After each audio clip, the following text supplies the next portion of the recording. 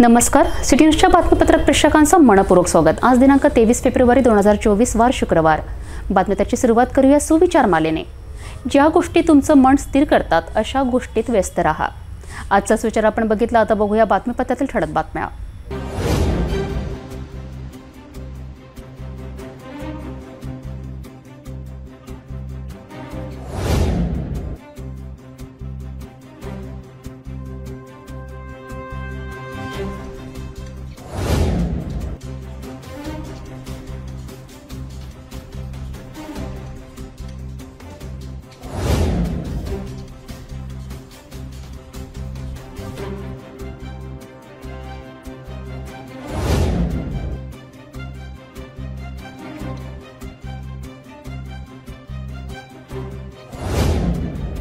आपण ठळक बातम्या बघितल्या, आता घेऊया छोटासा ब्रेक। किचन गृहिणी से जुड़ा एक अटूट हिस्सा, जहां उसे मिले हर एक चीज अपनी सही जगह पर। इसलिए Amba stainless steel kitchen trolley आपको लगने वाली साइज अनुसार, आपके किचन के अनुसार, बिल्कुल आपकी इच्छा अनुसार उच्चतम क्वालिटी के किचन ट्रॉलीज मैन्युफैक्चरिंग से सीधे आप तक, यानी 100% वाजिब दाम, न देखभाल की जरूरत, न जंग लगने की परेशानी, आसानी से वॉश करने हेतु उत्कृष्ट कैरियर सिस्टम, साथ ही स्टेनलेस स्टील जीना रेलिंग, डेकोरेटिव ग्रिल एवं गेट भी हम बना कर देते हैं। Amba stainless steel kitchen trolley, Dastur Nagar Chowk के पास, MIDC road, Amravati, Maharashtra. Break नंतर बघूया सविस्तर बातम्या। मोहन गोहत्रे यांच्या व्हॉट्सअप मोबाईलवर वेगवेगळे मोबाईल नंबरने मेसेज करून शेअर मार्केटमध्ये नफा मिळवून देण्याच्या बहाण्याने अज्ञात मोबाईल धारकाने मेसेज केलेत। यावर डीमॅट लिंक उघडण्यासाठी लिंक पाठवली। इंदिरा सेस ॲप डाउनलोड करण्यास सांगताच आरोपीने फिर्यादी व त्यांच्या मुलाच्या खात्यातून ऑनलाईन RTGS द्वारे 84,79,436 रुपये ऑनलाईन काढून फसवणूक केली। यात तपासात सायबर पोलीस असताच त्यांनी या प्रकरणाचा तांत्रिक पद्धतीने तपास करून राउरकेला ओडिशा राज्यातील हे ऑनलाईन फसवणूक करणारी टोळी असल्याचे लक्षात येताच दोन्ही पथक त्या दिशेने रवाना केलेत। अशात एका आंतरराज्यीय टोळीतील छत्तीसगड येथे राहणारा 45 वर्षीय आरोपी मोहम्मद नसीमुद्दीन मोहम्मद फकरुद्दीन याला ताब्यात घेऊन सायबर पोलिसांना यश आले आहेत। याच गुन्ह्याची सत्यता पोलीस उपायुक्त कल्पना बाबरकर यांनी शुक्रवारी पत्रकार परिषदेत माहिती स्पष्ट केली।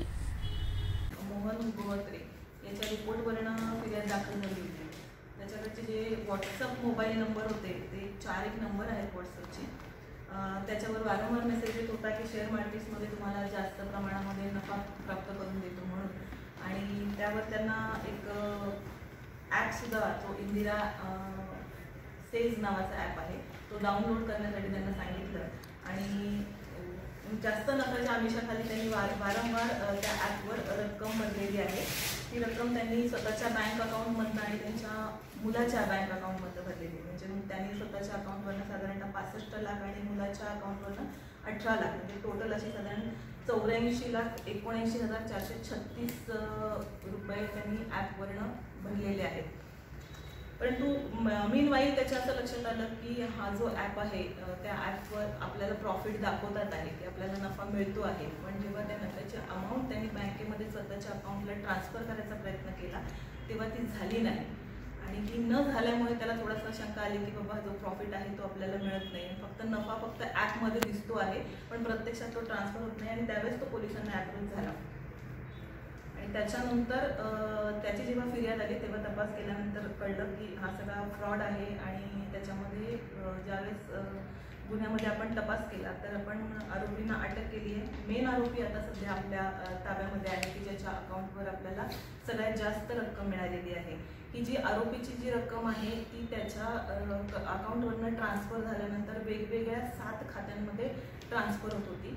आणि या 7 खात्यांमधनं आपल्याला वेगवेगळे आरोपी अटक करायचे होते। तर आपण जो मेन आरोपी आहे ज्याच्या अकाउंटला जास्त रक्कम होती, त्याच्या अकाउंटला साधारणतः 31,04,000 त्याच्या अकाउंटला होते, ही सगळ्यात जास्त रक्कम आहे। हा आरोपी आपल्या ताब्यात आहे आणि ही सदर रक्कम पण आपण रिकवर केलेली आहे।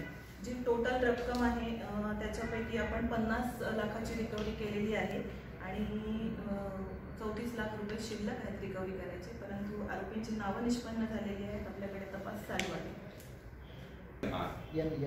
आरोपीला कुठून घेतलं ताब्यात मग? आरोपीला आपला पोलिसांकडून आणि या उर्वरित ज्या 6 कंपन्या आहेत त्या पण ओरिसा आणि छत्तीसगड नाही, लोकेशन तिथे वेगवेगळे आहे. काही महाराष्ट्र आहे, मुंबई, गुजरात आहे. आरोपीची कंपनी बेंगलोरला रजिस्टर आहे. मुख्य आरोपी जो अटक आरोपी आहे याची बेंगलोरला रजिस्ट्रेशन बेंगलोरला आहे. कंपन्या रजिस्टर्ड आहेत पण प्रत्यक्षात अस्तित्वात नाहीये. सेटअप नाही छत्तीसगडमध्ये एक गुन्हा दाखल आहे, एक ओरिसाला पण आहे. 2 आणि हा तिसरा आपला. या व्यतिरिक्त पण आपण बाहेर काही गुन्हे असतील तर ते चेक करू आपण या अकाउंटवरून. आणि सर त्याच्यामध्ये पण त्याच्यासाठी आधी चेक करायला लागेल की त्यांच्यावर किती गुन्हे दाखल आहेत. म्हणजे जसं की आपण इतर कुठलेही गुन्हे दाखल करताना किंवा मोका किंवा MPDA करताना काही क्रायटेरिया आहेत की किती गुन्हे आणि किती कशा संदर्भामध्ये दाखल आहेत. तर गुन्ह्याचं प्रमाण आणि गुन्ह्याचं स्वरूप हे दोन्ही लक्षात घेता आपल्याला तशा गोष्टी करता येतील. पण अजून अद्याप आम्ही आमचा तपास चालू आहे आणि किती गुन्हे दाखल आहेत. अमरावती शहरात घडलेल्या अपहरण आणि दरोडा मारहाण फसवणूक प्रकरणात मुख्य सहभागी असलेला ब्रिजलाल बियाणी संस्थेचा कार्यकारी सदस्य प्रशांत राठी हा अद्यापही पोलिसांच्या हाती लागलेला नसून पोलिसांनी त्याच्या संस्थेच्या अध्यक्ष आणि सचिवांना पोलीस स्टेशन बोलावून सुमारे 4 तास कसून विचारणा केली. संस्थेला अल्पसंख्याक दर्जा कधी मिळाला, आतापर्यंत कोणाकोणाची कोणत्या पदाची भरती करण्यात आली, त्यावेळी गैरप्रकार झाला होता का, यात राठी यांची कोणती भूमिका राहिली, 12 वर्ष शिक्षा भोगणाऱ्या प्रशांत राठीला संस्थेत आतापर्यंत का ठेवण्यात आले, असे अनेक प्रश्न संस्था अध्यक्ष आणि सचिवांना पोलिसांनी केलेत. या प्रकरणात पोलिसांनी अपहरणाची सुपारी घेणाऱ्या बबलू गाडे याला 22 फेब्रुवारीच्या रात्री महादेव खोरी येथून ताब्यात घेतले आहे. पुढील तपासात संस्थेबद्दल आणखी गूढ रहस्य समोर येण्याची शक्यता आहे. ब्रिजलाल बियाणी संस्थेत प्राध्यापकाची नोकरी लावून देण्याच्या उद्देशाने एका उमेदवाराकडून लाखो रुपयाची फसवणूक करण्यात आल्याने याच घटनेत मुख्य आरोपी असलेला याच संस्थेचा कार्यकारी सदस्य प्रशांत राठी याने उमेदवाराचे पैसे परत करा अशी वारंवार तगादा लावणाऱ्या लिपिक कर्मचारी पुंडलिक जाधव याचे बबलू गाडे याला सुपारी देऊन जाधव यांच्या कारने अपहरण करून एका घरात डांबून ठेवले. इतर 3 ते 4 आरोपींची चाकू तलवारचा धाक लावून जाधव यांची बेदम पिटाई करण्यात आली. या घटनेत पोलीस आयुक्त नवीनचंद्र रेड्डी यांनी गुन्हे शाखेचे 2 पथक, विशेष पोलिसांचे 2 पथक आणि फ्रेजरपुरा पोलिसांचे 2 पथक तपासण्याकरिता गठीत केले. या प्रकरणात मुख्य सहभागी असलेला ब्रिजलाल बियाणी संस्थेत कार्यकारी सदस्य असलेला प्रशांत राठी याचा मात्र अद्यापपर्यंत कोणताच थांगपत्ता पोलीस लावू शकले नाहीत. तर 22 फेब्रुवारीला 2 पथकाने ब्रिजलाल बियाणी संस्था गाठून येथील अध्यक्ष ओमप्रकाश लड्ढा, माजी संस्था अध्यक्ष अशोक राठीसह संचालक देवदत्त शर्मा, सचिव सुनील गोयंका यांच्यासह सर्व कार्यकारिणी पदाधिकाऱ्यांना विचारणा करण्यात आली. यात संस्था अध्यक्ष अशोक राठी आणि सचिव सुनील गोयंका यांना चौकशीकरिता 23 फेब्रुवारीला फ्रेजरपुरा पोलीस स्टेशनमध्ये बोलावण्यात आले. चौकशीमध्ये गुन्हे शाखेचे पोलीस अधिकारी वाकोडे यांनी तब्बल 4 तास कसून विचारणा करण्यात आली. यात ब्रिजलाल बियाणी संस्थेची स्थापना, अल्पसंख्याक दर्जा कधी मिळविला, संस्था अंतर्गत पदभरतीमध्ये आतापर्यंत किती जागा आणि कोणाकोणाच्या उपस्थितीत पदभरती करण्यात आली, एका पदासाठी किती उमेदवार, कशा निकष पद्धतीने पदभरती करण्यात आली, यात प्रशांत राठी यांचा कोणता रोल होता, त्याने आर्थिक फायदा घेण्यासाठी याआधी कोणाच्या मध्यस्थीने पदभरती केली होती का, प्रशांत राठी यांच्यावर याआधी गुन्हे दाखल असताना त्याने 12 वर्ष शिक्षा भोगून आल्याने सुद्धा त्याला संस्थेत आजतागयात का सुखरूप ठेवण्यात आले, अशा अनेक प्रश्नांच्या फैरीस संस्था अध्यक्ष आणि सचिव यांना विचारण्यात आल्याची सूत्रांकडून माहिती समोर आली आहे. या प्रकरणात आधीच पोलीस पथकाने प्रशांत राठी याचा मित्र असलेला अतुल पुरी याला ताब्यात घेतले होते. तर आता पुन्हा याच घटनेत फिर्यादी पुंडलिक जाधव याच्या अपहरणाची सुपारी घेणारा यशोदानगर राहणारा आरोपी बबलू गाडे याला पोलिसांनी 22 फेब्रुवारीच्या रात्री महादेव खोरी येथील एका घरातून ताब्यात घेतले आहे. त्याची सुद्धा शुक्रवारी फ्रेजरपुरा पोलिसांनी कसून विचारपूस केली. आता या प्रकरणात पोलीस पथक मुख्य आरोपी असलेला संस्था पदाधिकारी प्रशांत राठी याचे DCR सह त्याच्या वलगाव आणि दुसऱ्या गावात असलेल्या शाळेत जाऊन ते सुद्धा कसून चौकशी करण्यात येणार असल्याची माहिती गुन्हे शाखा पोलीस निरीक्षक गोरखनाथ जाधव यांनी स्पष्ट केले आहे. बबलू गाडे हा ताब्यात आला असता त्याची कसून चौकशी केल्यानंतर मुख्य आरोपी असलेला प्रशांत राठी याच्याबद्दल आणखी सत्यता समोर येण्याची शक्यता नाकारता येत नाही. घरातून 26 जानेवारीच्या दिवशी बेपत्ता झालेल्या वृद्ध नागरिकाचा सांगडा झालेला मृतदेह अखेर नांदगाव पेठ पोलीस स्टेशन हद्दीतील शिंदोडा शेतशिवारात आढळून आल्याने गावात एकच खळबळ उडाली। या प्रकरणात मृतकाच्या कपड्यांवरनं त्यांच्या नातेवाईकांनी ओळख पटविली। आता या प्रकरणाचा शोध आणि तपास करण्यास नांदगाव पेठ पोलिसांनी सुरुवात केली आहे। 26 जानेवारी प्रजासत्ताक दिनी वर्रा येथे राहणारे 60 वर्षीय वृद्ध शरद पुंडलिक तिरमारे हे अचानक बेपत्ता झाल्याने त्यांच्या नातेवाईकांनी मिसिंगची तक्रार वर्रा पोलीस स्टेशन येथे दाखल केली होती। याच मिसिंगच्या घटनेत वर्रा पोलिसांनी तर नातेवाईकांनी वृद्ध तिरमारे यांचा सर्वत्र शोध घेतला। मात्र अचानक एका महिन्याने त्यांचा शरीराचा सांगडा झालेला मृतदेह आढळून आल्याने एकच खळबळ उडाली। नांदगाव पेठ पोलीस स्टेशन हद्दीत येत असलेल्या शिंदोडा येथील शेतशिवाराजवळील तलावात मृतदेह आढळून आला। मृतकाच्या कपड्यावरनं त्यांच्या नातेवाईकांनी ओळख पटविली। यात आता नांदगाव पेठ पोलिसांनी शवाला जिल्हा सामान्य रुग्णालयात ठेवण्यात आले। वर्धा या गावातून वृद्ध शरद तिरमारे हे अचानक शिंदोडा गावातील तलावाजवळ कसे दाखल झालेत, येथे आधीच नागरिकांच्या लक्षात का आले नाही। चक्क सांगडाच आढळून आल्याने या ठिकाणी घातपाताची शंका आता वर्तविली जात आहे। जगाला पाहण्याआधीच एका गोंडस 1.5 वर्षाच्या बाळाचा करुण अंत झाल्याची धक्कादायक घटना शहरातील काही अंतरावर असलेल्या सुकडी या गावात घडली आहे। 23 फेब्रुवारीला 1.5 वर्षाच्या बाळाला आईने पाळण्यात टाकले। काहीच वेळाने अचानक बाळ पाळण्यातून जमिनीवर कोसळल्याने रुग्णालयात उपचारादरम्यान त्याचा मृत्यू झाला। लहान मुलांना झोपविण्यासाठी आई त्याला पाळण्यात टाकून झोके देत असते। ही परंपरा अनेक वर्षांपासून सर्वत्र सुरू आहे। मात्र लहान बाळाला पाळण्यात झोके देताना त्याच्यावर तितकेच लक्ष देणे गरजेचे असते, नाहीतर नजरहटी दुर्घटना घटी अशी वेळ येऊन आई वडीलसह नातेवाईकांवर पश्चातापाची वेळ येत असते। अशीच दुर्दैवी घटना अमरावती शहरातील काहीच अंतरावर असलेल्या सुकडी या गावात शुक्रवारी 23 फेब्रुवारीला घडली। 1.5 वर्षाच्या बाळाला आईने पाळण्यात टाकले आणि काहीच वेळात तो पाळण्यातून अचानक जमिनीवर पडला। त्याला तात्काळ खासगी रुग्णालयात नेऊन नंतर जिल्हा सामान्य रुग्णालयात नेले असता उपचारादरम्यान त्याचा मृत्यू झाला। सारंग संतोष चौरे असे दगावलेल्या बाळाचे नाव आहे। या घटनेने त्याच्या कुटुंबात दुःखाचे वातावरण पसरले आहे। ड्रीमलँड येथील एका सेंटरवर मृदा व जलसंधारण विभागाची परीक्षा होत असताना एका अधिकाऱ्यानेच पेपर लीक करीत असल्याचा आरोप करीत गुरुवारी याच परीक्षा केंद्रावर विद्यार्थ्यांनी चांगलाच गोंधळ केला होता। यात पुन्हा परीक्षा घेण्याची मागणी करीत घोषणाबाजी सुद्धा करण्यात आली होती। आता पुन्हा दुसऱ्या दिवशी 23 फेब्रुवारीला जिल्हाधिकाऱ्यांना निवेदन सादर करण्यात आले। परीक्षा पुन्हा घेण्यात यावी, TCS अधिकृत परीक्षा केंद्रांवरच परीक्षा आयोजित करण्यात यावी अशी मागणी यावेळी करण्यात आली। आधीच घेण्यात आलेल्या ड्रीमलँड येथील एका ऑनलाईन परीक्षा केंद्रावर तलाठी विभागाचा पेपर लीक झाल्याने पोलिसांना एकाला ताब्यात घेतल्याने एकच खळबळ उडाली होती। आता पुन्हा 21 फेब्रुवारीच्या दिवशी ड्रीमलँड येथील त्याच परीक्षा सेंटरवर मृदा व जलसंधारण विभागाची परीक्षा होत असताना एका अधिकाऱ्यानेच पेपर लीक करीत असल्याचा आरोप करीत गुरुवारी याच परीक्षा केंद्रावर विद्यार्थ्यांनी चांगलाच गोंधळ केला होता। याची माहिती मिळताच युवक काँग्रेसच्या पदाधिकाऱ्यांनी परीक्षकसह विभागाच्या अधिकाऱ्यावर चांगला संताप व्यक्त केला होता। पोलिसांना पाचारण करून वातावरण शांत करून दुसऱ्या दुपारच्या सत्रातील परीक्षा पोलिसांच्या बंदोबस्तात घेण्याची ऑनलाईन परीक्षा केंद्र संचालकावर वेळ आली होती।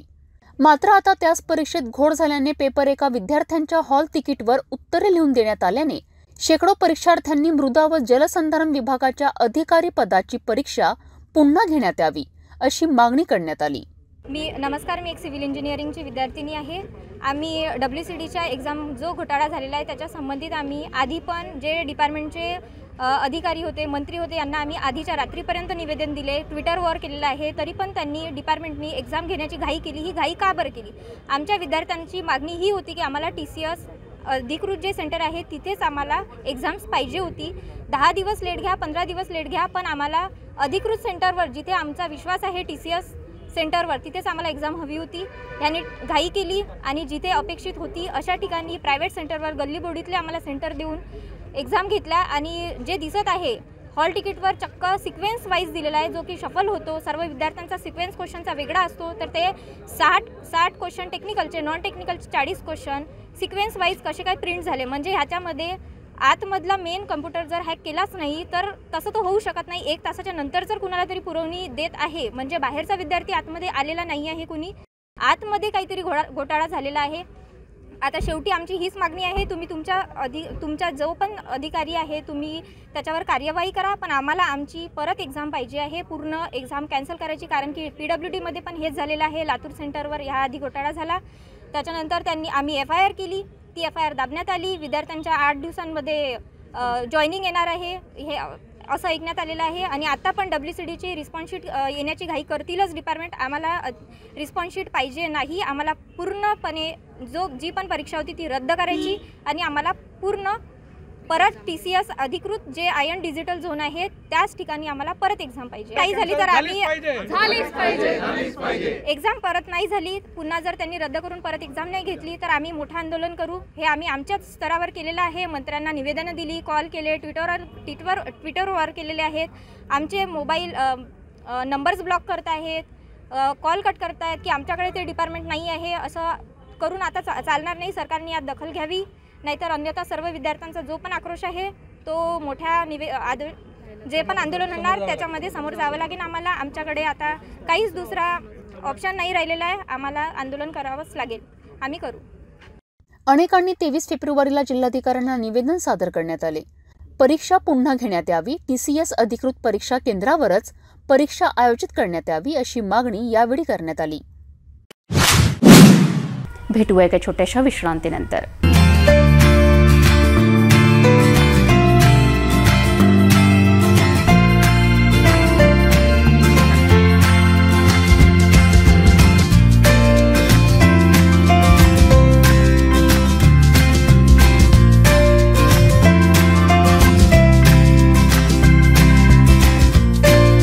संपूर्ण लग्न बसता आराधना जवाहर रोड अमरावती. विश्रांतीनंतर पुन्हा आपले स्वागत. राज्यात सुरू झालेल्या 12वीच्या परीक्षेला सुरुवात झाली. यात परीक्षेचा पहिला पेपर इंग्रजीचा असताना एका भावाने आपली बहीण चांगल्या गुणांनी उत्तीर्ण व्हावी याकरिता चक्क पोलिसांच्या गणवेशात परीक्षा केंद्रावर अवतरला. या दरम्यान पोलीस निरीक्षकाचा दौरा झाला असताना त्या युवकाने केलेल्या सॅल्यूटच्या चुकीने त्याचा डाव फसला आणि नेमप्लेट चुकीची आढळल्याने तोच युवक तोतया पोलीस असल्याचे आढळून आल्याने पोलिसांनी त्याला ताब्यात घेऊन त्याच्यावर कारवाई केली. हा अजबगजबचा प्रकार अकोला जिल्ह्यातील पातूर येथील परीक्षा केंद्रावर 21 फेब्रुवारीला घडला. 21 फेब्रुवारीपासून राज्यातील सर्वच परीक्षा केंद्रावर उच्च माध्यमिक शिक्षण विभागाअंतर्गत 12वीच्या परीक्षेला सुरुवात झाली. 21 फेब्रुवारीला इंग्रजीचा पहिला पेपर असल्याने अनेक विद्यार्थी आपल्या पालकांसोबत परीक्षा केंद्रावर दाखल झाले. अशात मात्र आपल्या बहिणीला कॉपी पुरवण्यासाठी तिच्या भावाने परीक्षा केंद्रात जाण्यासाठी वेगळी शक्कल लढवली. तो हुबेहूब पोलिसांच्या गणवेशातच परीक्षा केंद्रात शिरला. ही घटना अकोला जिल्ह्यातील पातूर येथील एका परीक्षा केंद्रावर घडली. काही तासांनी याच परीक्षा केंद्रावर पातूर पोलीस निरीक्षक किशोर शेळके यांनी पाहणी करण्यास दाखल झाले. या दरम्यान अधिकाऱ्यांना पाहून त्या पोलिसाने त्यांना सॅल्यूट केला. मात्र केलेला सॅल्यूट चुकीच्या पद्धतीने केल्याने पोलीस निरीक्षक शेळके यांना संशय आला आणि त्याच पोलीस कर्मचाऱ्याच्या नेम प्लेटवर लक्ष जाताच त्यावर अनुपम मदन खंडारे खाली महाराष्ट्र पोलीस वगळून पोलीस मित्र अशी नेम प्लेट आढळून आल्याने त्याची चौकशी केली. अनुपम खंडारे यांच्या खिशात इंग्रजी विषयाची कॉपी आढळून आली असता तो तोतया पोलीस असल्याचे निष्पन्न झाले आणि लगेच त्या तोतया पोलिसाला ताब्यात घेऊन कारवाई करण्यात आली. या घटनेने अकोला जिल्ह्यात एकच चर्चा रंगताना दिसून आली. राज्यात माजी मुख्यमंत्री मनोहर जोशी यांचे उपचारादरम्यान निधन झालेत. यासोबतच वाशिम येथील आमदार राजेंद्र पाटणी यांचे सुद्धा निधन झाल्याने राज्यात राजकीय क्षेत्रात हळहळ व्यक्त केली जात आहे. यावेळी नवीन तहसील कार्यालयात शासन आपल्या दारी या अभियानाअंतर्गत आयोजित करण्यात आलेल्या कार्यक्रमात आमदार रवी राणासह अनेक अधिकाऱ्यांनी बैठक घेण्यापूर्वी दोन्ही नेत्यांना श्रद्धांजली वाहिली. यावेळी आमदार राणा यांनी पुष्पगुच्छ स्वीकारणे टाळलेत. तहसील ऑफिसमध्ये बैठक घ्यायच्या आधी राज्याचे माजी मुख्यमंत्री आदरणीय जोशीजी मनोहरजी जोशी साहेब यांचं निधन झालं. त्यासोबत आमचे शेजारच्या जिल्ह्याचे आमदार वाशिमचे राजेंद्रजी पाटणे साहेब त्यांचंसुद्धा निधन झालं. या दोन्ही आमच्या सहकाऱ्यांना आम्ही ते श्रद्धांजली दिली. त्या ठिकाणी त्यांना भावपूर्वक श्रद्धांजली देऊन या ठिकाणी आम्ही त्यांना देवाला प्रार्थना केली आणि या ठिकाणी कुठलाही बुके हा आज मी घेणार नाही आहे. कारण एक एवढी मोठी दुःखद घटना झाली आहे आपल्या राज्यामध्ये. मनोहर जोशीसारखे एक सिनियर नेता हे आपल्याबरोबर निघून गेले. आमच्याच अमरावती जिल्ह्याला लागून असलेल्या वाशिम जिल्ह्यामधले रनिंग आमदार जे यंग होते ते सुद्धा आपल्याला सोडून गेले. तर या संदर्भात कुठलाही बुके न घेता भावपूर्वक श्रद्धांजली देऊन या कार्यक्रमाची आम्ही सुरुवात केली. नमस्कार. काल रात्री म्हणजे आज रात्री शिवसेनेचे ज्येष्ठ नेते, महाराष्ट्राचे माजी मुख्यमंत्री, लोकसभेचे अध्यक्ष, माजी अध्यक्ष आणि माझे अत्यंत मार्गदर्शक, जवळचे मार्गदर्शक श्री मनोहर गजाननराव जोशी यांचं वयाच्या 86व्या वर्षी निधन झालं.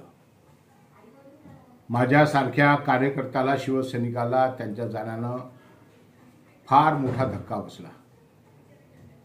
कारण मनोहर जोशी हे शिवसेनेचे नेते होतेच, पण माझे ते विशेष करून मार्गदर्शक होते.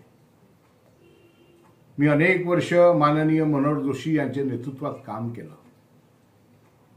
मनोहर जोशी यांना महाराष्ट्रातल्या खेड्या गावाची, शहरांची, महाराष्ट्रातल्या समस्यांची, शेतकऱ्यांच्या समस्यांची अतिशय जाणीव होती, त्यांना माहिती होती.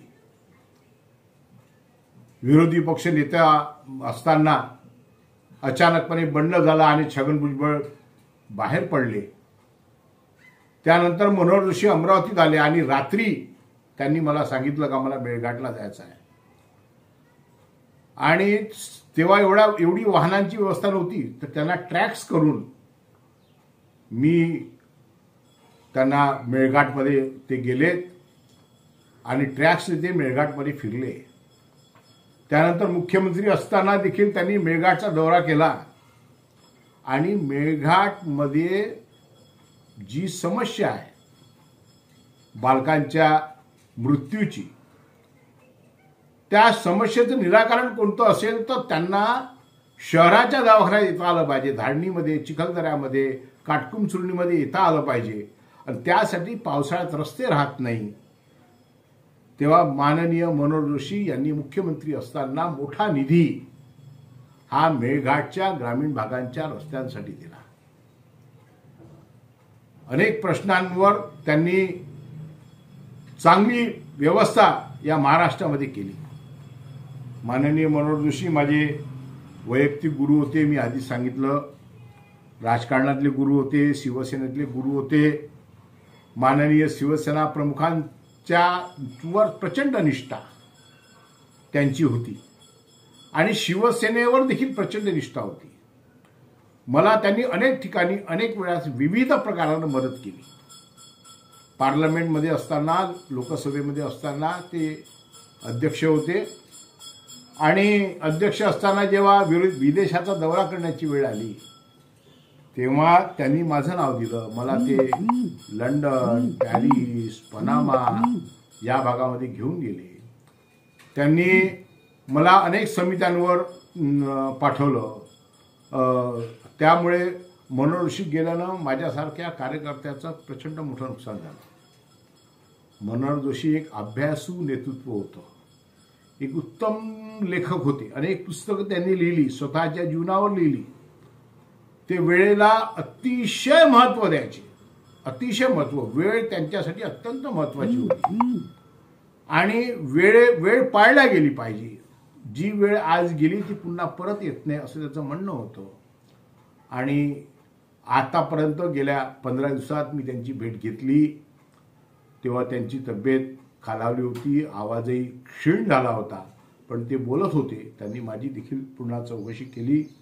माझ्याकडे स्वतः ते माझ्या घरी येऊन गेले. माननीय नितीनजी गडकरी आणि मुख्यमंत्री मनोहर जोशी दोघेही आम्ही बुधवारात कार्यक्रम घेतला, त्या ठिकाणी येऊन गेले. माझ्या घरी ते येऊन गेले. माझ्या कार्यालयामध्ये, शिवाई कार्यालयामध्ये ते येऊन गेले. एक प्रचंड प्रेम त्यांचं माझ्यावर होतं. माझ्या शिवसेनेतला माझा एक आधार, माझा एक आधारस्तंभ, माझा एक मार्गदर्शक, एक सच्चा शिवसैनिक, बाळासाहेबांवर प्रचंड निष्ठा असणारा, अनेक संकट आल्यानंतरही शिवसेनेत कायमस्वरूपी काम करणारा असा नेता आज महाराष्ट्रानं गमावलेला आहे. फार कमी लोक असतात की ज्यांच्या पायावर डोकं ठेवून नतमस्तक व्हावं. त्यांच्या पायावर डोकं ठेवून नतमस्तक होण्यासारखे पाय माननीय मनोहर जोशी सरांचे होते. त्यांच्या जाण्यानं महाराष्ट्राची मोठी हानी झाली, माझी वैयक्तिकरित्या मोठी हानी झाली. मी त्यांना, त्यांच्या कुटुंबियांना हे दुःख झेलण्याचं सामर्थ्य परमेश्वरांना द्यावं अशी प्रार्थना करतो आणि माननीय मनोहर जोशींना मी भावपूर्ण अशी श्रद्धांजली अर्पण करतो. परमेश्वरानं त्यांना सद्गती द्यावी अशी मी परमेश्वराजवळ प्रार्थना करतो. राज्याचे माजी मुख्यमंत्री शिवसेनेचे नेते मनोहर जोशी यांचे 23 फेब्रुवारीला उपचारादरम्यान निधन झाल्याने राजकीय क्षेत्रात हळहळ व्यक्त केली जात आहे. त्यांच्या निधनाने माजी नगरसेवक दिनेश बुब यांनी श्रद्धांजली वाहून आपली प्रतिक्रिया स्पष्ट केली. मनोहर जोशी यांचे अमरावतीसोबत जिव्हाळ्याचे संबंध होते. ते मुख्यमंत्री असताना त्यांनी अमरावतीला भरभरून दिल्याची प्रतिक्रिया सुद्धा दिनेश बुब यांनी व्यक्त केली. महाराष्ट्राचे माजी मुख्यमंत्री व शिवसेनेचे नेते, लोकसभेचे माजी सभापती सन्माननीय मनोहर पंत जोशी सर यांचं नुकतंच निधन झालं. अमरावतीचे आणि सरांचे अत्यंत जिव्हाळ्याचे संबंध होते. अमरावतीला दिलेलं सांस्कृतिक भवन हे सरांची एक आठवण आहे. आपल्या मुख्यमंत्रीपदाच्या कार्यकाळामध्ये सरांनी अमरावतीकरांना भरभरून दिलं. अमरावती शहर, अमरावती जिल्हा शिवसेनेच्या वतीने मी त्यांना भावपूर्ण श्रद्धांजली व्यक्त करतो व आदरणीय मनोहर जोशी सर हे कायम अमरावतीकरांच्या स्मरणात राहील. धन्यवाद. नमोयुवक संस्था व हनुमान व्यायाम प्रसारक मंडळाच्या सहकार्याने पहलवान करण डेंडवाल यांच्या आयोजनात नेहरू मैदान येथे 24 आणि 25 फेब्रुवारीला शिवकेसरी कुस्ती दंगल महिला व पुरुष कुस्ती स्पर्धेचे भव्य आयोजन करण्यात आले आहे. कुस्ती स्पर्धेत 5 लाखाहून अधिक बक्षिसांची उधळण होणार असून यात सहभागी होण्यास संपूर्ण देशभरातून वेगवेगळ्या राज्यातून स्पर्धक दाखल होणार आहेत. याच आयोजित स्पर्धा नेहरू मैदानाचे 23 फेब्रुवारीला श्री कालीमाता मंदिर पीठाधीश्वर श्री शक्ती महाराज यांच्या प्रमुख उपस्थितीत मैदानाची विधिवत पूजा अर्चना करून भूमिपूजन करण्यात आले. यावेळी हनुमान व्यायाम प्रसारक मंडळाचे प्राध्यापक संजय तिरतकर, पहलवान करण डेंडवालसह अनेक नागरिक उपस्थित होते व या कुस्तीचा जास्तीत जास्त नागरिकांनी लाभ घ्यावा असे आवाहन आयोजकांनी केले आहे.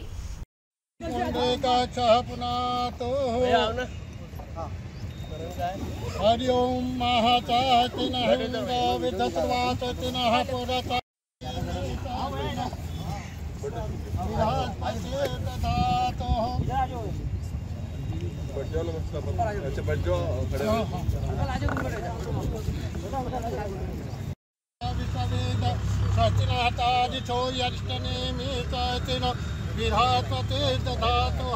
हरि ओम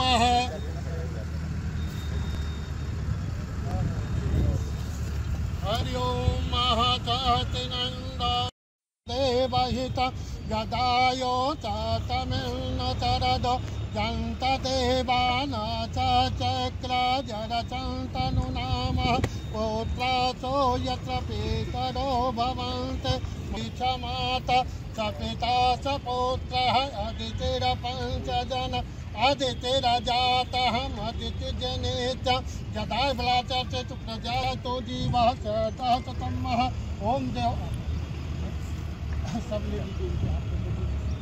ओम देव हो शांति अंतरिक्ष गौं शांति तबे शांति रपः शांति लोधय शांति चामः शांति विश्वदेव शांति त्रिवागौं शांति ब्रह्म शांति देवः शांति हृदय धन पुत्र लक्ष्मी व्यापारी लाभार्थ ग्रह पीड़ा निवारार्थ कुश्ती मैदान जहाँ पे अत्याचार हो रहा है। हरि ओम श्री मनमहागणाधिपतये नमः।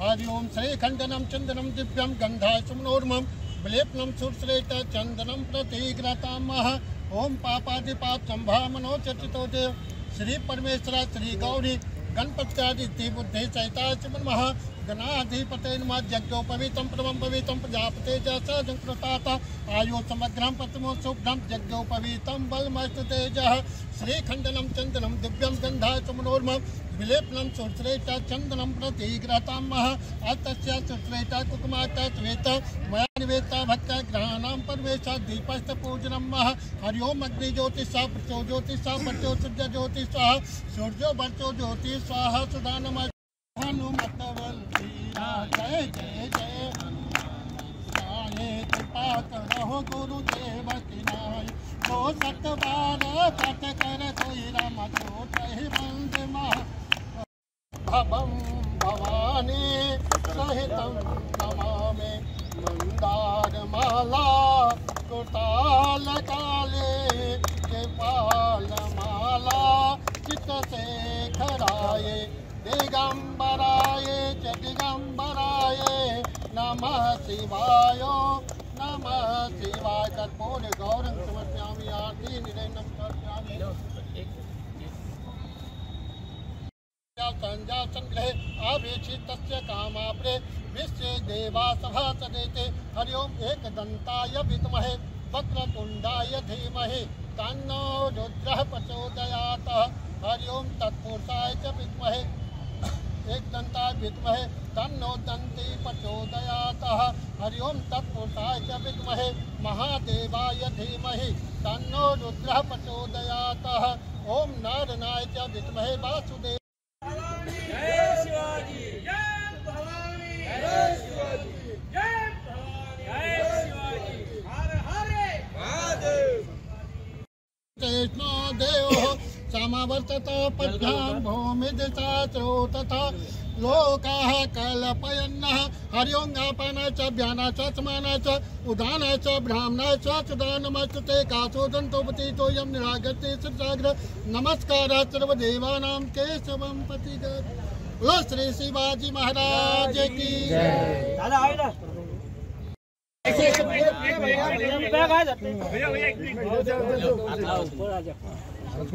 जय भवानी जय शिवाजी जय भवानी जय शिवाजी जय भवानी जय शिवाजी हर हर महादेव जय जय श्री राम जय श्री राम। आज माता महाकाली के आशीर्वाद से और हमारे अभी तक तो अपन महाराष्ट्र का नाम लेते थे, अब अपने को महाराष्ट्र का तो नाम लेंगे पूरे भारतवर्ष में हमारे जो शिवराय शिवाजी महाराज संभाजी महाराज आज इनका पूरे भारत में और पूरे विश्व में इनका नाम है।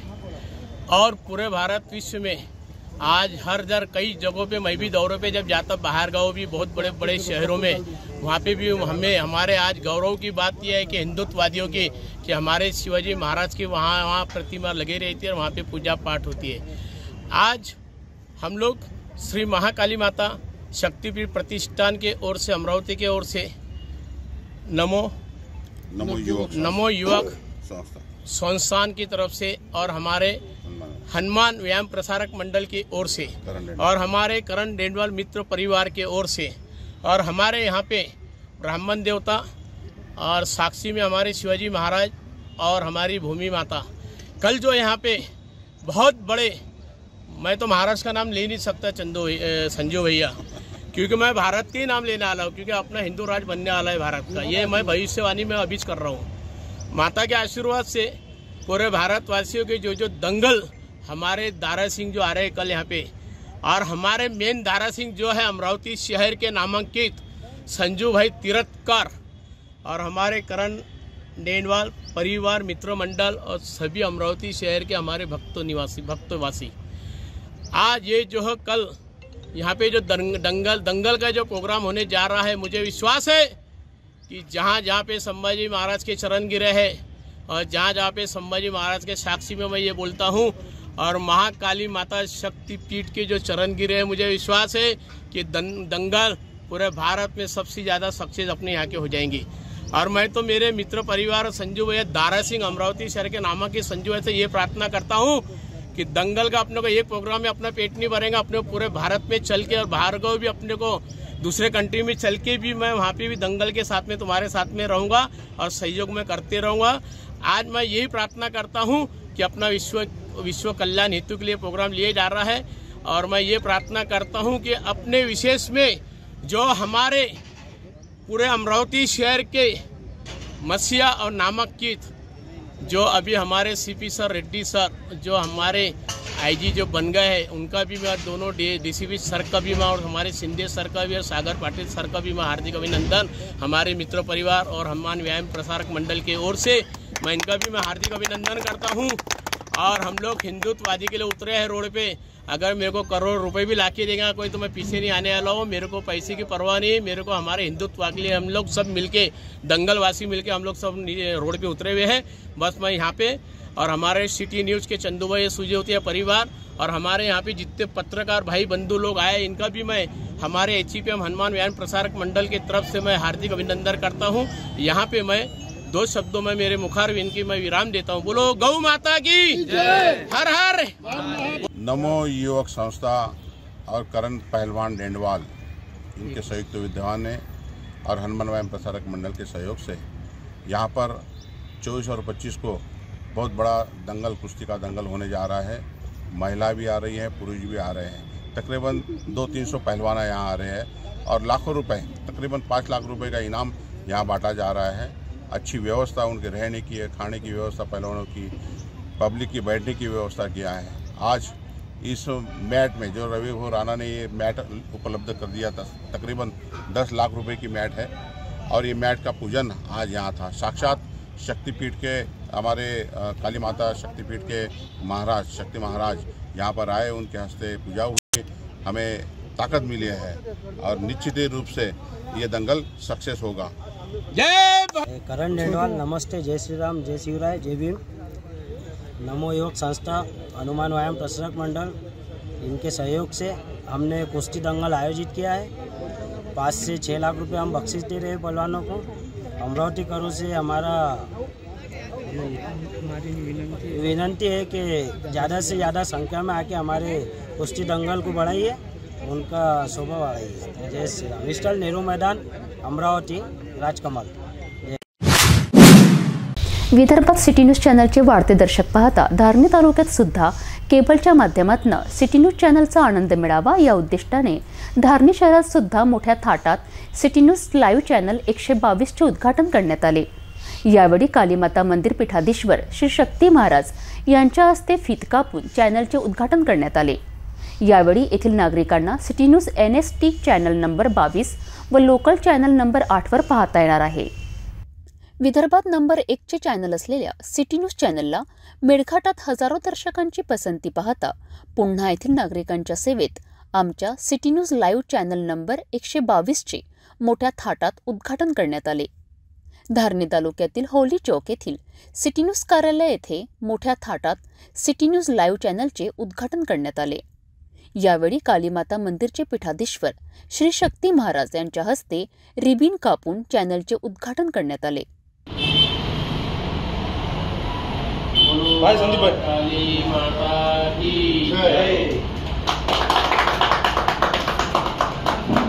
उद्घाटन कार्यक्रमावेळी पीठाधीश्वर श्री शक्ती महाराज, जुगल किशोर जयस्वाल, विपिन भावसार, पत्रकार राजेश मालवीय, मलिक शेख, तेजू भावसार, सिटी न्यूज संपादक प्रदीप सोजतिया, धारणी येथील सिटी न्यूज प्रतिनिधि संदीप राउत उपस्थित होते। परतवाड़ा के जो भगत है वो भी और हमारे संदीप जी राउत, विपिन भावसार साहब, राजेश जी मालवीय, परतवाड़ा के हमारे जुनीत भाई, जुगल भाई जायसवाल, हमारे जुगल भाई जायसवाल, तेजस सराटे और हमारी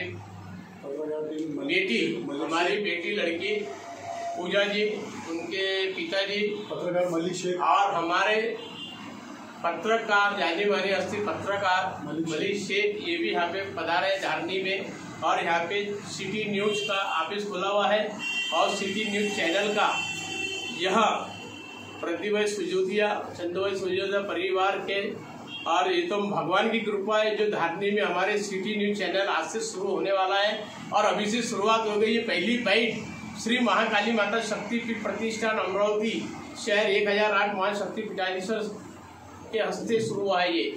और मैं आज सभी चंदोवर सूर्योदय परिवार को भी, हमारे साथ में जितने भगत लोग परतवाड़ा के और हमारे अमरावती शहर के साथ में जितने मोहन जी प्यारे हमारे साथ में सब आए, और हमारे पूरे धारनी निवासी और मेलघाट निवासियों को मैं बहुत बहुत इस उपलक्ष्य में सिटी न्यूज चैनल के उपलक्ष्य में मैं बहुत बहुत हार्दिक शुभकामनाएं और ढेर सारी शुभकामनाएं देता हूँ। बोलो महाकाली माता की जय, बोलो महावीर भगवान की जय।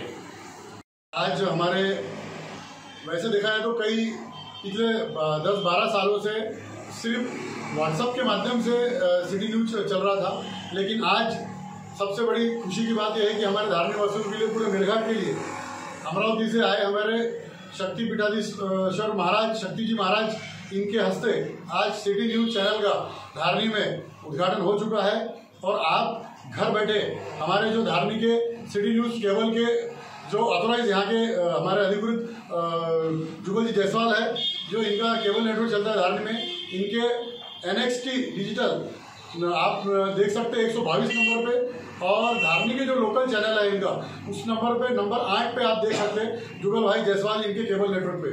आज हमारे धारनी के अंदर हमारे लिए सौभाग्य की बात है कि महाराज जी का आगमन हुआ, और आज इन्होंने हमारे धारनी में शिव मंदिर की प्राण प्रतिष्ठा के उपलक्ष्य में वहाँ पर एक विजिट दी, वहाँ पर भी इनका एक अच्छा मार्गदर्शन रहा। और आज हमारे सिटी न्यूज़ के माध्यम से धारनी में भी महाराज जी ने एक नया संदेश दिया है, और धारनी में जल्द से जल्द महाराज जी का ऐसा संकल्प है कि गौ हत्या बंद होने को होना, और यहाँ पर गौ माता के लिए गौ रक्षण, एक धारनी तहसील के लेवल पे गौ रक्षण की यहाँ पर व्यवस्था होना चाहिए, और गौ रक्षण यहाँ पर एक संस्था निर्माण होना चाहिए, ऐसे महाराज जी की संकल्पना है। और जल्द से जल्द महाराज जी के आशीर्वाद से और गौ माता के आशीर्वाद से हम भी यहाँ पर धारनी में प्रयास करेंगे, और वरिष्ठ स्तर पर गवर्नमेंट से हम लोग यहाँ पर एक जगह लेंगे और गौ रक्षण के लिए हम यहाँ पर प्रयास करेंगे, धारनी के अंदर एक संस्था निर्माण करेंगे।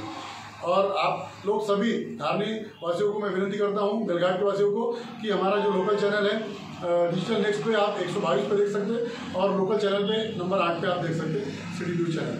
धन्यवाद। आता मेळघाटातील नागरिकांना घर बसल्या city news NXT channel number 22 व लोकल चॅनल नंबर 8 वर आमच्या सिटी न्यूज चॅनलचा आनंद घेता येणार आहे। मेळघाटातील वळण रस्त्यावरून वाहने घेऊन जाताना चालकांनी विशेष खबरदारी घेणे आवश्यक असते। याच डोंगरदरी वळण रस्त्यावर वाहन चालवत असताना नजर हटली तर दुर्घटना घडली समजा। अशीच घटना 22 फेब्रुवारीला परतवाडा इंदोर मार्गावरील वळण रस्त्यावर 2 ट्रक समोरासमोर भिडल्याने अनेक तास वाहतूक व्यवस्था खोळंबली। एसटीने जाणाऱ्या प्रवाशांना सुद्धा तात्काळात अनेक तास वाहतूक व्यवस्था सुरळीत होण्याच्या प्रतीक्षेत बसावे लागले। या वळण रस्त्याचे कायापालट करण्यात यावा अशी मागणी नागरिकातून आता होत आहे। मेळघाटात ये जा करताना वाहने हळू चालविणे आणि वळण रस्त्यावरून वाहने घेऊन जाताना विशेष खबरदारी घेणे आवश्यक असते। याच मेळघाटातील मध्य प्रदेश जाणाऱ्या वळण रस्त्यावर याआधी अनेक वाहनांचा अपघात घडला आहे। अपघातात अनेकांना आपला जीव तर अनेकांना गंभीर जखमी होण्याची वेळ आली आहे। अशाच अपघाताची घटना परतवाडा इंदोर मार्गावर 22 फेब्रुवारीला 2 ट्रकमध्ये घडली। गुरुवारी सायंकाळी 7 वाजताच्या सुमारास शासकीय धान्य पुरवठा करणारे ट्रक क्रमांक MH43Y6913 व ट्रक क्रमांक MH40N 5229 घाटांजवळील वळणावर समोर आल्यामुळे परतवाडा इंदोर मार्ग जाम झाल्यामुळे वाहतुकी करणाऱ्या नागरिकांना मोठा त्रास सहन करावा लागला। रस्त्याच्या दोन्ही बाजूने वाहनांच्या लांबच लांब रांग लागल्या होत्या। खासगी बस परिवहन विभागाच्या बसमध्ये प्रवास करणाऱ्या प्रवाशांना तासोनतास रस्त्यावरच अटकून राहावं लागलं। परतवाडा ते धारणीपर्यंतचा हा मार्ग वळण रस्ता असल्यामुळे दररोज दिवशी या मार्गावर अपघात होतच असतात। या मार्गावर अनेक लोकांना आपले जीव सुद्धा गमवावे लागले। सार्वजनिक बांधकाम विभाग अचलपूर यांच्या देखरेखीतला हा मार्ग आहे। केंद्रीय परिवहन व मार्ग निर्माण मंत्री नितीन गडकरी यांनी या महामार्गाचा सुद्धा कायापालट करावा अशी नागरिक मागणी करीत आहेत। अनेक वर्षापासून शासन आणि प्रशासनाला निवेदन मोर्चा काढून सुद्धा मागण्या पूर्ण न झाल्याने अखेर आक्रमक पवित्रा घेत अप्पर वर्धा धरणग्रस्तांनी आमदार देवेंद्र भुयार यांच्या कार्यालयात शिरण्याचा प्रयत्न केला असता येथे पोलिसांसोबत चांगलीच बाचाबाचीचा प्रकार घडला। या दरम्यान पोलिसांनी सौम्य लाठीचार्ज करून धरणग्रस्ताची धरपकड करण्यात आली। मोर्शी येथील अप्पर वर्धा धरणग्रस्त शेतकऱ्यांचे अनेक वर्षांपासून आंदोलन सुरू आहे। धरणात शेती गेल्याने मुलांना नोकरीसह आर्थिक नुकसान भरपाईची मागणी करिता मोर्शी, अमरावती ते मुंबई मंत्रालय पर्यंत अनेक आंदोलने केली। याच दरम्यान गेल्या महिन्यात मोर्शी तहसील समोर आमरण उपोषण सुरू असताना एकाने याच उपोषणस्थळी गळफास घेऊन आपली जीवनयात्रा संपवली। अशातच आता पुन्हा अनेक धरणग्रस्त आंदोलन आक्रमक होऊन थेट आमदार देवेंद्र भुयार यांच्या कार्यालयावर त्यांनी हल्लाबोल करण्याचा प्रयत्न करण्यात आला। शेकडोंनी वरुड मोर्शी मतदारसंघाचे आमदार देवेंद्र भुयार यांच्या कार्यालयात धरणग्रस्तांनी घुसण्याचा प्रयत्न केला। प्रवेशद्वारच्या आत शिरण्याचा प्रयत्न केला असता पोलिसांनी त्यांना अडविण्याचा प्रयत्न केला, मात्र धरणग्रस्त ऐकायला तयार नसल्याचे पाहून पोलिसांना धरपकड करण्यास सुरुवात केली। काही धरणग्रस्त कार्यालयात शिरले असता पोलिसांनी सौम्य लाठीचार्ज करून सर्वांना ताब्यात घेतले।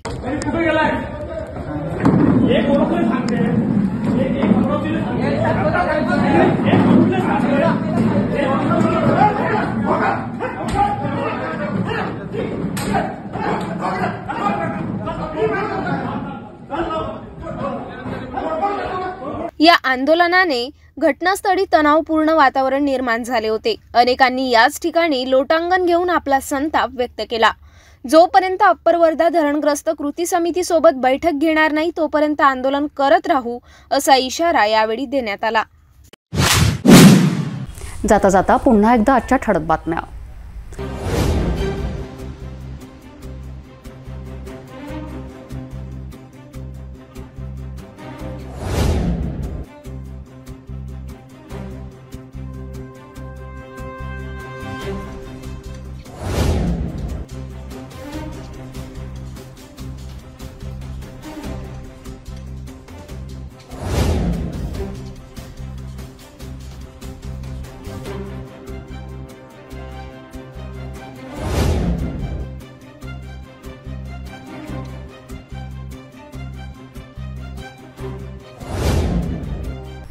आपण आता सिटी न्यूज चॅनल आपल्या टीव्हीवर बघू शकता। यामध्ये GT 73, Fastway 256, city cable channel 92 वर। जर आपल्या टीव्हीवर सिटी न्यूज चॅनल दिसत नसेल तर आपण आपल्या केबल ऑपरेटर संपर्क करावे। आपण सिटी न्यूज केबलच्या व्यतिरिक्त YouTube, Facebook, Instagram आणि ट्विटरवर बघू शकता। याकरिता सोशल मीडिया अकाउंट सबस्क्राइब करा, फॉलो करा, लाईक करा। YouTube अकाउंट सबस्क्राइब करण्याकरिता सबस्क्राइब बटनाला क्लिक करा आणि बेल आयकॉन दाबायला विसरू नका, कारण सर्व ताजे समाचार आपल्यापर्यंत पोहोचणार आहेत। तसेच सिटीचे फेसबुक पेज लाईक करा, इंस्टाग्राम आणि ट्विटर हँडल फॉलो करा। आपण व्हॉट्सॲपवर सुद्धा सूचना देऊन न्यूज प्राप्त करू शकता। व्हॉट्सॲप नंबर खाली स्क्रीनवर येत आहे। हे बातमीपत्र एवढ्यावरच थांबूया। पुन्हा भेटू नवीन घडामोडींसोबत। आपण बघत राहा फक्त सिटी न्यूज।